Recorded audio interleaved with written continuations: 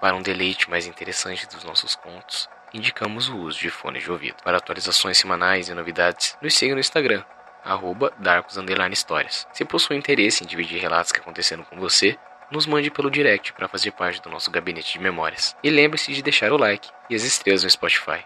Dado o recado, relaxe, respire e tenha bons devaneios. Opa, Legião, tudo bem? Eu tô aqui no começo para dar aquele recado de sempre, sem enrolação. Essa série é a série nova aqui do canal que eu vou trazer para vocês. Pelo menos uma vez ao mês eu vou trazer para vocês a nossa série, que é estreante agora, o Mestres do Terror. Que eu vou trazer sempre uma história de um mestre do terror. No caso hoje é Edgar Allan Poe, eu trouxe o meu conto preferido, que é O Barril de Amontilado. Mas eu pretendo trazer H.P. Lovecraft, Conan Doyle. Então eu vou trazer diversos autores do terror com as suas histórias mais famosas, ou às vezes aquelas que não são tão conhecidas, mas são muito boas, né? Então assim, gente, deixa a opinião aí no comentário para ver se você vai gostar, ou deixa aí no comentário aquela história daquele autor que você gosta muito, que você gostaria que fosse transformada em um audiodrama. Deixa aí no comentário, por gentileza, que me ajuda muito. Vocês sabem muito bem que os comentários me ajudam. Eu leio e respondo todos sempre. E eu tô voltando essa semana para desejar a vocês um ótimo ano, que tudo seja 100% perfeito. Essa semana era para ser a semana perfeita, mas infelizmente por conta que eu vou estar viajando amanhã, né, segunda-feira, o dia que está saindo esse episódio, eu vou estar viajando e eu volto possivelmente só daqui a uma semana, talvez mais que isso. Eu vou deixar 2 episódios já programados, esse e o próximo que vai sair na quinta-feira. Então vai ter 2 EPzinhos essa semana para vocês conseguirem aproveitar, conseguirem matar a saudade por enquanto da Darkus. E daí na semana que vem, possivelmente não vai ter EP, por conta realmente dessa viagem que eu vou estar viajando a trabalho, tá? Mas é só isso, gente, não tem mais recados, vamos pro episódio.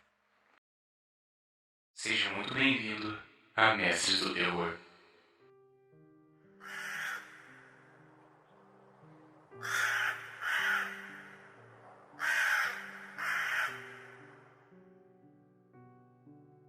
Barril de Amontilado, por Edgar Allan Poe, e adaptado por Matheus Souza. Suportei o melhor que pude as 1000 injúrias do Fortunato, mas, quando esta se convolar em insulta, eu jurei vingança. Vós, que tão bem conheceis a natureza da minha alma, não havereis de supor, todavia, que eu lhe tenha proferido uma única ameaça.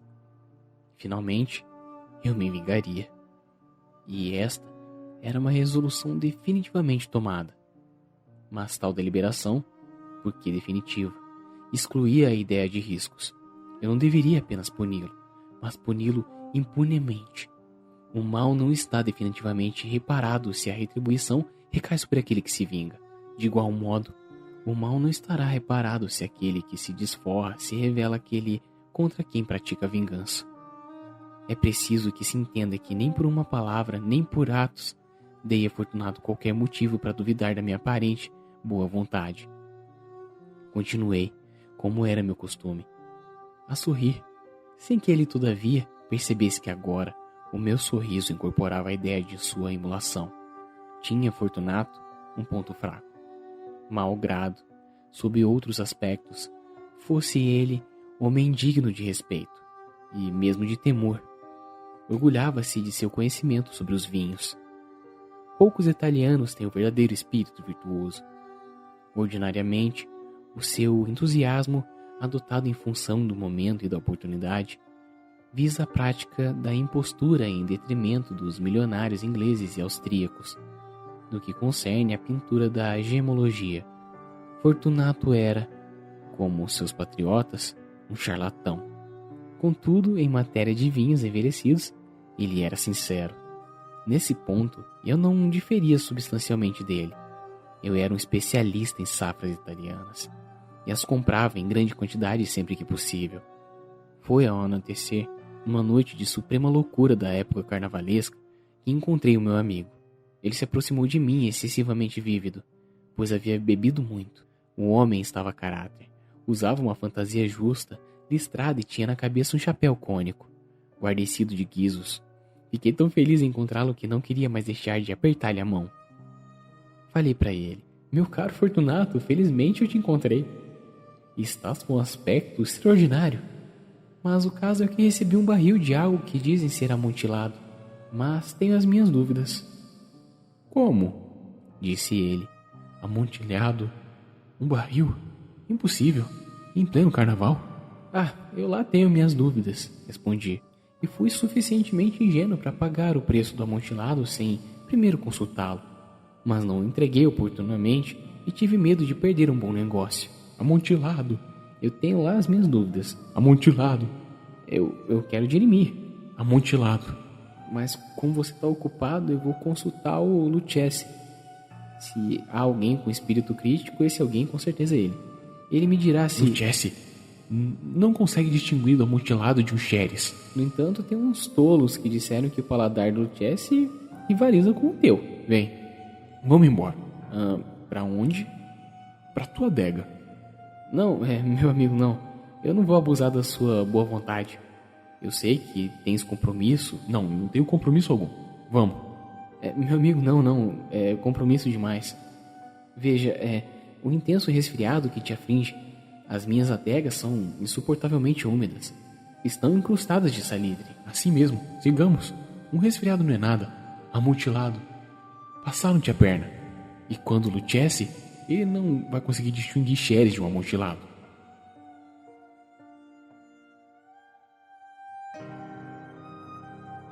Assim, falando, Fortunato apossou-se do meu braço e, pondo uma máscara de seda preta na capa, deixei que ele me conduzisse à minha casa. Naquela ocasião, não havia criados em minha casa.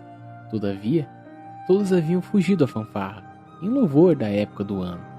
Eu lhes disse que só regressaria de manhã e tinha-lhes dado ordens explícitas para não saírem de casa. Essas ordens eram suficientes, eu bem sabia, para assegurar imediato sumiço de todos e cada um, assim que eu lhes desse as costas.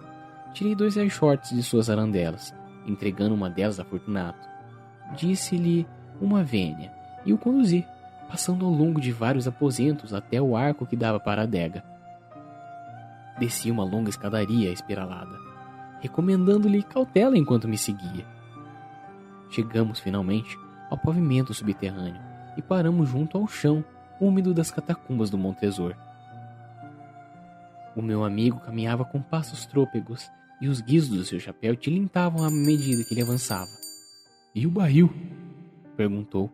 Está mais adiante, eu disse, mas vê como brilham as teias brancas nas paredes da caverna. E fitou-me nos olhos com 2 órbitas turvas, que destilavam a reima da sua embriaguez. Salitre? Perguntou ele por fim. Salitre, respondi. Há quanto tempo tens essa tosse? O meu pobre amigo não conseguia responder durante alguns bons minutos. Não é nada, disse ele afinal. Vamos, disse eu decidido. Voltemos, a tua saúde é preciosa. És rico, respeitado, admirado, amado. Tu és feliz, como eu já fui um dia. És um homem de quem pode se sentir a falta. Quanto a mim, somente indiferença. Mas voltemos. Cairás doente e eu não quero ser responsável por isso. Além disso, Lucchesi... Basta! Exclamou. A tosse não é nada. Não vai me matar. Eu não vou morrer de tosse. Sim, está certo. E de fato não tenho qualquer intenção em alarmá-lo desnecessariamente. Respondi. Mas devemos ter toda a cautela. Um gole desse modoc irá nos proteger dessa umidade. Então, abri de uma longa fileira embolorada uma garrafa. Bebe, disse, oferecendo-lhe o vinho. Ele levou a bebida aos lábios com um olhar malicioso. Fez uma pausa e acenou com a cabeça para mim, enquanto seus guizos tilintavam. Eu bebo, disse ele, em homenagem aos mortos que nos rodeiam. E eu, a tua longa vida. Tomou novamente o meu braço e prosseguimos. Essas cavernas, disse ele, são bem amplas. Os Montresor, respondi, era uma família distinta e numerosa. Eu me esqueci do teu brasão. É um enorme pé humano dourado, sobre um campo azul. O pé esmaga uma serpente rampante, cujas presas estão cravadas no calcanhar. E o lema? Nemo me impune lacessite. Ou, ninguém me fere impunemente. Ótimo, disse ele.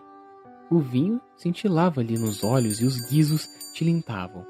Com o modoc, a minha fantasia enchia-se de calor, Havíamos passado por longas paredes de ossos empilhados com barris e tonéis misturados, para os mais íntimos recantos das catacumbas.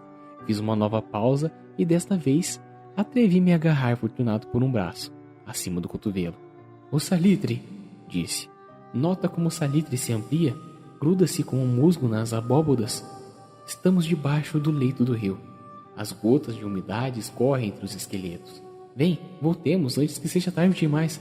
A tua tosse não é nada, disse ele. Sigamos em frente. Antes, porém, mais um trago de Modok. Abri e dei-lhe uma garrafa de The Grave. Ele esvaziou-a de uma vez só sem fôlego. Seus olhos cintilaram com uma feroz luminosidade. Riu-se e atirou a garrafa para cima, fazendo um gesto cujo significado eu ignorava. Surpreso, olhei para ele. Ele repetiu o movimento, um movimento grotesco. Não compreendes? Disse-me ele.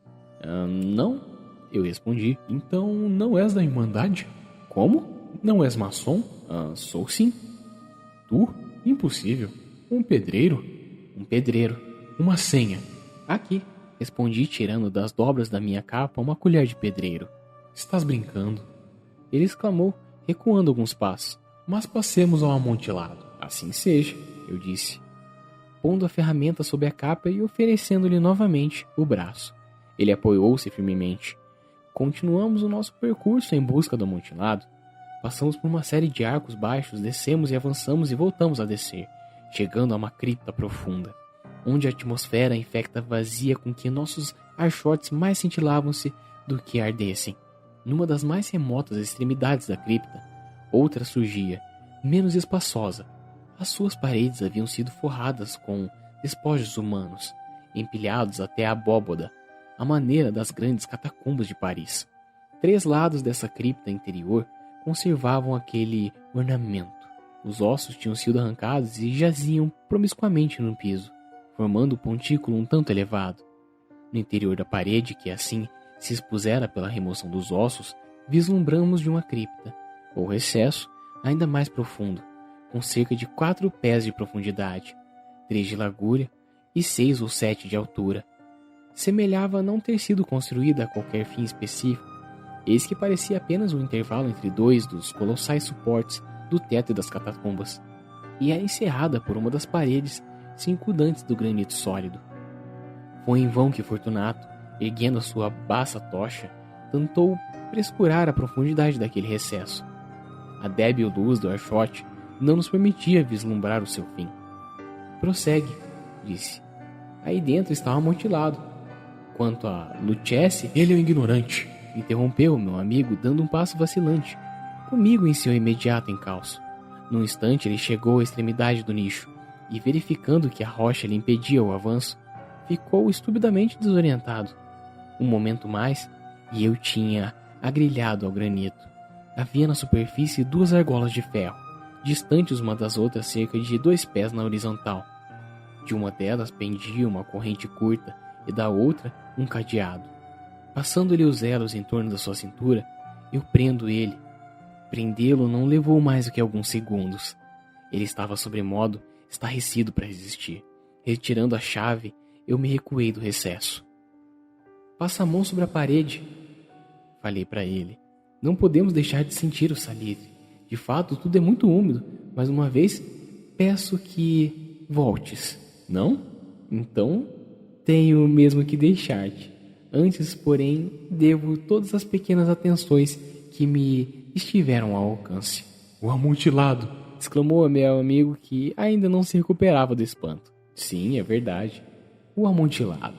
Enquanto dizia essas palavras, que ocupavam-me com um monte de ossos que já falei, atirando-os para o lado, pus do lado uma quantidade de pedras de cantareira e argamassa. Com tais materiais e com a ajuda da minha colher de pedreiro, comecei a construir vigorosamente uma parede na entrada do nicho. Mal tinha assentado a primeira camada de alvenaria, descobri que a embriaguez de Fortunato se havia, em grande parte pelo menos, dissipado. Um grito baixo, como um lamento vindo das profundezas do recesso, foi o primeiro indício. Aquele não era o grito de um homem embriagado. Seguiu-se, então, um longo e obstinado silêncio. Assentei a segunda fileira de pedras, depois a terceira e em seguida a quarta. Foi quando ouvi as furiosas vibrações da corrente, O barulho durou vários minutos, durante os quais, para poder ouvi-lo com maior satisfação, interrompi o meu trabalho e sentei-me sobre os ossos. Quando finalmente o ruído parou, retomei a colher e terminei, sem nova interrupção, a quinta, a sexta e a sétima fileira. A parede estava agora quase ao nível do meu peito.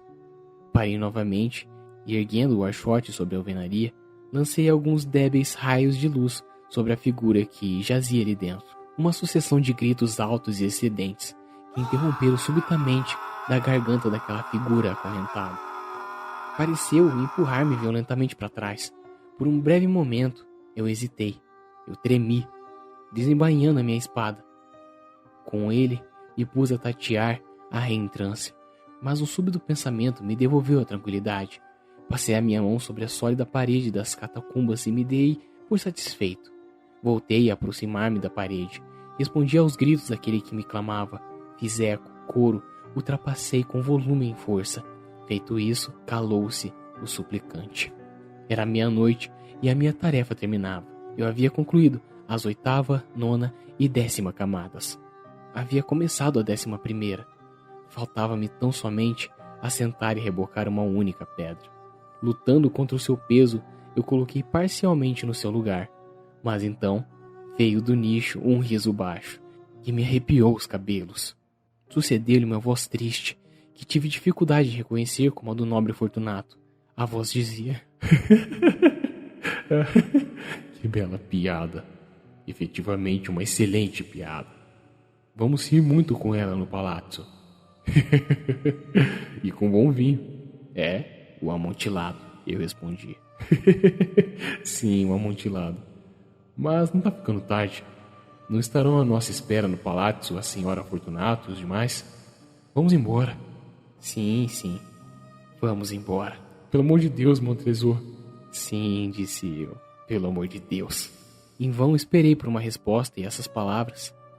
Fiquei impaciente. Chamei em voz alta. Fortunato. Não houve resposta. Chamei de novo. Fortunato. Novamente não houve resposta alguma. Enfiei uma tocha pela abertura remanescente e deixei-a cair. Em resposta, ouvia-se somente o tilintar dos guizos. O meu coração oprimia-me. Era o resultado da náusea e da umidade das catacumbas. Apressei-me a concluir o meu trabalho. Com esforço, assentei a última pedra no lugar adequado, rebocando-a com argamassa. Sobre a nova parede de alvenaria, voltei a erguer a velha muralha de ossos. Por meio século, nenhum mortal jamais os perturbou. Durma em paz, Fortunato.